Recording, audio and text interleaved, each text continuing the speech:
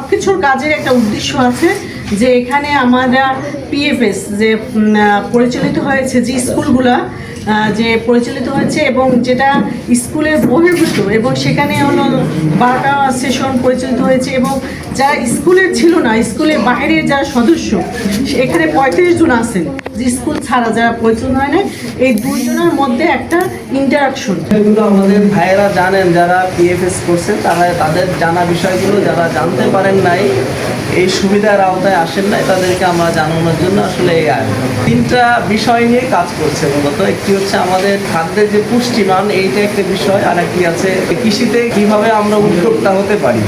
গঙ্গা থেকে তারা উত্তরণ করেছে কৃষির মাধ্যমে। সেখানে পানির অভাব ছিল, তারা বরেন্দ্র প্রকল্পের মাধ্যমে সেখানে পানি সরবরাহ গেছে। সেই পানি সরবরাহ দিয়ে তারা তিস্তা প্রকল্প, তিস্তা সেচ প্রকল্পের পানি দিয়ে তারা সেখানকার গঙ্গা মুছিয়েছে। আপনারাই হচ্ছেন দেশের প্রাণ, কৃষক বাঁচলে দেশ বাঁচবে।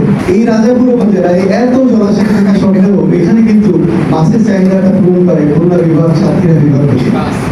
এটা আমি নিজেও ভুক্তভোগী। আমি যখন বাজারে মাছ কিনতে যাই তখন দেখি বেশিরভাগ মাছ আসছে অন্য উপজেলা থেকে, তো আমার এলাকা থেকে মাছ আসছে। তো তখন আমি অনেকটাই অবাক হই যে অনেক সম্ভাবনা আছে এখানে। এই জমিটা পতিত না রেখে এই জমিটা যথোপযুক্ত ব্যবহার করলে আমরা কিন্তু প্রাণী ধানাসের চাহিদা একটু আলোকপাত করবো, যাতে আপনারা এটা সম্পর্কে একটা ধারণা পান। এখানে বলে রাখি, এখানে আমাদের 70 জন কৃষক উপস্থিত রয়েছেন। 70 জনের মধ্যে আমাদের পিএফএস ভুক্ত, পাটনা ফিল্ড স্কুল ভুক্ত 35 জন এবং নন পিএফএস কৃষক রয়েছে 35 জন।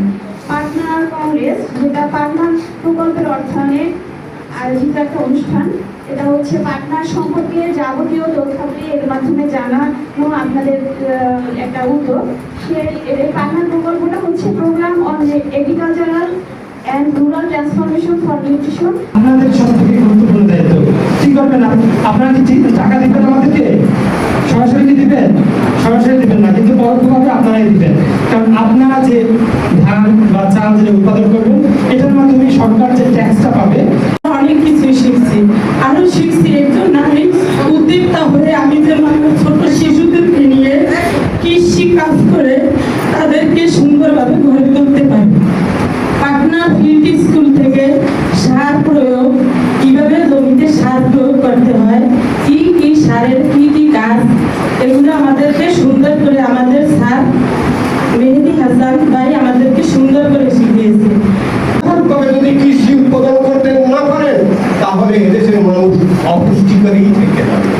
এই পুষ্টিকর সাধন করতে হলে এই আয়োজন সার্থক হবে বলে আমি মনে করি। দৈনিক বাংলাদেশ মিডিয়া, সত্যের সন্ধানে সারাক্ষণ।